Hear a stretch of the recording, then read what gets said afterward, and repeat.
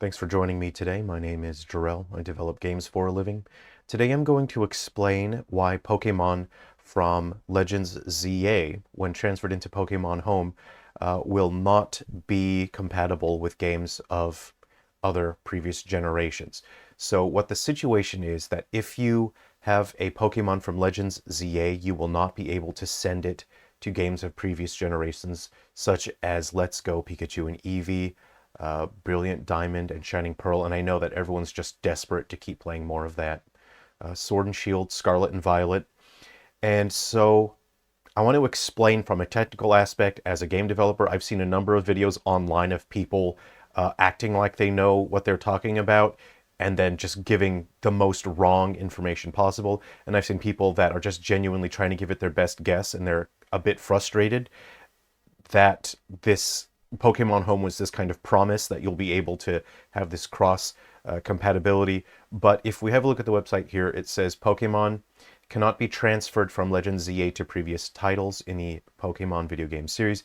If you transfer a Pokemon from a previous title, so say you caught someone from Scarlet and Violet, which is everyone's favorite, and you bring them to Legends ZA, which is the new one coming out, you will no longer be able to transfer it to previous video games in the Pokemon series.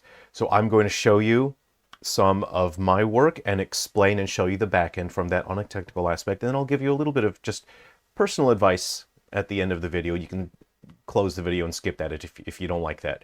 So it's an interesting situation to me, and I'm personally am not frustrated or angry about it. And this is not something that you should waste your time getting angry or frustrated over. I'm going to explain as simply as I can. Basically, it's inevitable. If you want the games to improve, to get better, if you want more complexity and more features in the Pokemon, this is an inevitability. It sucks, but unfortunately, there's no way around it. So let's go ahead and take a look at why this is happening.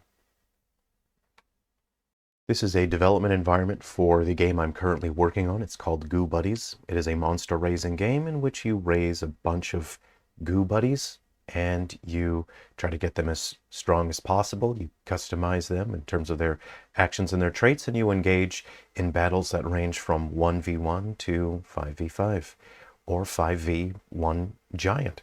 So you can see the monster stats here, life, power, intelligence, their personal stats like the personality and their hunger condition.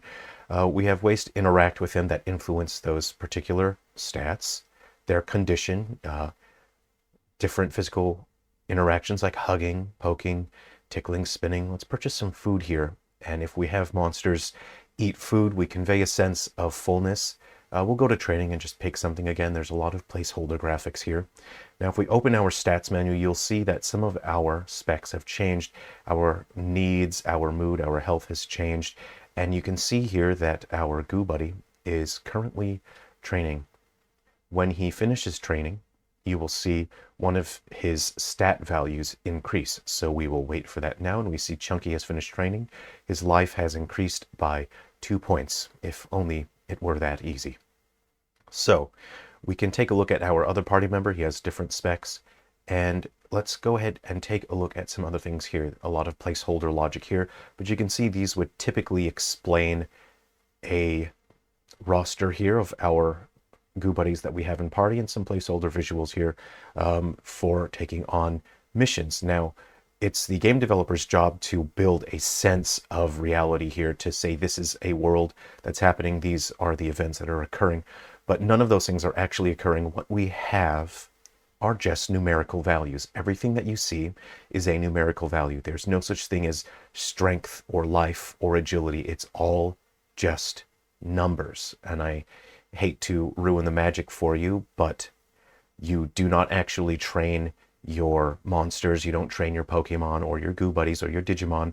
You are engaging with the interface in terms of the mechanics, and you are increasing these numbers. You are modifying these numbers through in-game mechanics. So you can see in the save data here for this creature, I've changed his stats. And if we have a look at his stat readout here now, the changes that I made in the save data are now reflected in the gameplay. So as the developer, I'm able to just skip engaging with the game on a mechanical level, and I edited the save data. This is the save data. You can see there's all kinds of values here. Yes? And so we have many different ways to modify the creature. For example, let's teach him a new move. We've added a value there on actions learned. We've changed that. Go ahead and change his intelligence, his agility, his jump. If we were playing the game, we would be engaging in game mechanics, and then that change to the monster's values, the creature's values, would be seen in the game engine. Let's go ahead and exit and enter that stat menu, and you can see there are changes reflected, and he also has learned a new move, Frosty Slush, reduce the target's jiggly emitter by 15%, and we can see the changes reflected in that. Now, if I were a player playing this game, I would have to engage in the gameplay mechanics in order to affect those values, but because I am the developer, I can edit the save data directly as I work on the project.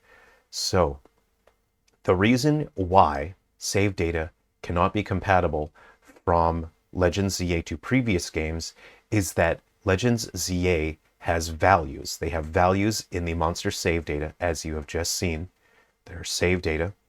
Legends ZA has values that do not exist in the previous games. When I say previous games, I mean Let's Go Pikachu and Eevee, Sword and Shield, Scarlet and Violet, Brilliant Diamond, Shining Pearl. The save data for those monsters do not have the values that are necessary to convey whatever methods we are able to grow and customize our Pokemon in Legends ZA. Again, in Legends ZA, this means there are more values to keep track of.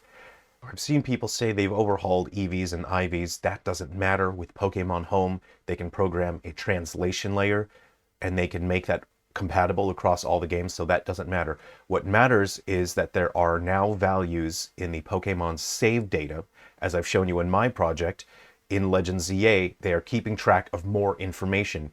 If you were to take a Pokemon from Legends ZA that has all of this new save data, and if you put it into an older game, the save data would not exist. So it is technically possible to take a Pokemon from Legends ZA and put it back into Scarlet and Violet, but what will happen is you will lose the progress that is saved in that Pokemon. You will lose the information that is keeping track of how that Pokemon has grown and changed. This means that there should be more complexity, there should be more interesting things that you can do with your Pokemon in the next generation. And if you bring it back to the older games, that progress will be erased, because you should be able to, again, take the Pokemon out of Scarlet and Violet, bring it back into Legends ZA, but that means that it's going to lose its information, lose its value. As I've shown you in my project, you can put a lot of data in there, but if you now put that Pokemon into a game where that data does not exist, it gets erased. There's no way to recover it. So that is the reason why Pokemon are not compatible between Legends ZA and older games.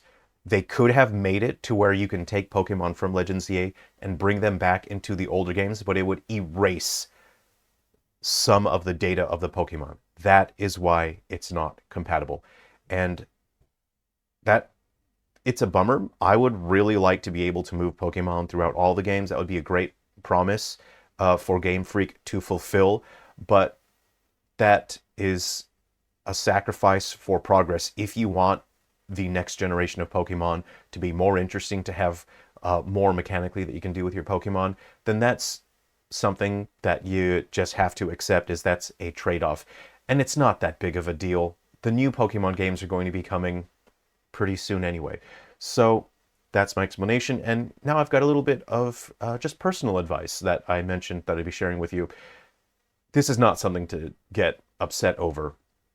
As a human being, you have a very limited capacity to care about something, to worry about something. And if this is something that you worry about, if this is something that you care about, that means that there's something more important that you won't be able to care about, that you won't be able to spend your time on. This is not something that's worth spending your time on. For starters, if you're a kid and you're obsessed with this and you love this, trust me, I know. I know it's this great feeling to care about this thing, to be obsessed about it. I grew up with all of this stuff. I'm an adult now. I'm not obsessed with it anymore. I still enjoy the games, but it's not something that I obsess or get upset over ever. So I understand when you're young, you just, oh, you love this, you care about it, you want to fight for it. If you're young, go for it. If you're an adult, you've got much better things to spend your time on. You could be spending your time learning new skills, improving your skills, learning a new instrument.